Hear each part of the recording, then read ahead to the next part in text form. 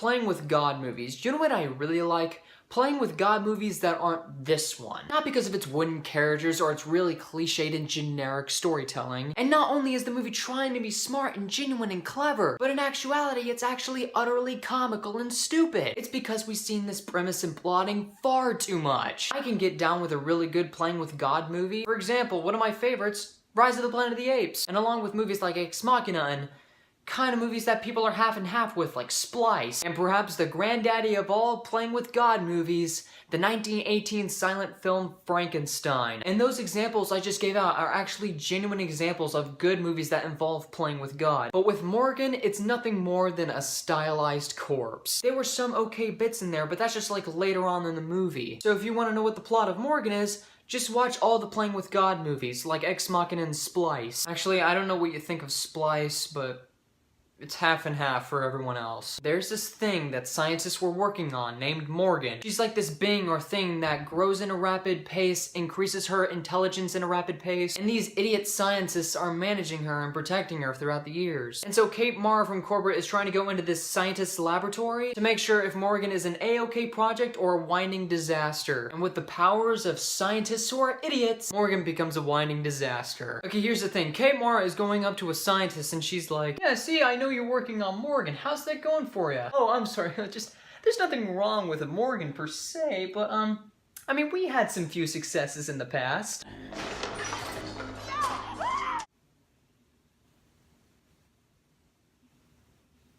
Right? And so Kate Mara talks to Morgan anyway, tries to communicate with her, emotionally engage her in some way, and then blah blah blah blah blah, scientists become idiots, everyone becomes a moron, and then the monster gets away. I kind of have to say that the best part about Morgan is, well, the character Morgan. Not only because I really wanted to care about this character, but she was like emotionally engaging in some way. Morgan was at least a character. Sure, sometimes the performances are great, but when the movie is going on, it's all about quantity over quality. How does the character function? Is any of their actions making sense? How do I care about this character? And you don't in the movie.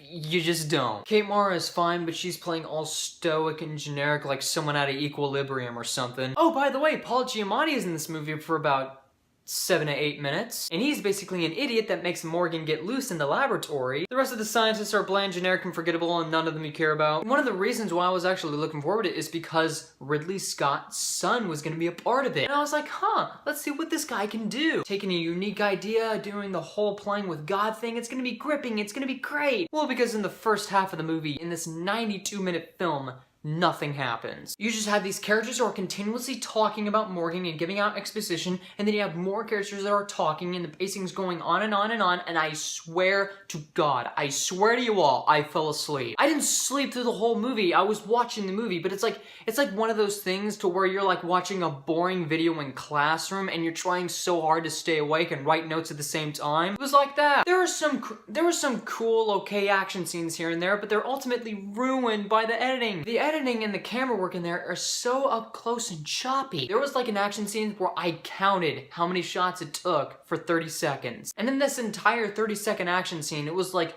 50 shots. I don't even know about the twist or the climax. I mean, you have a climax or twist that's kind of like, oh, it's gonna be gripping.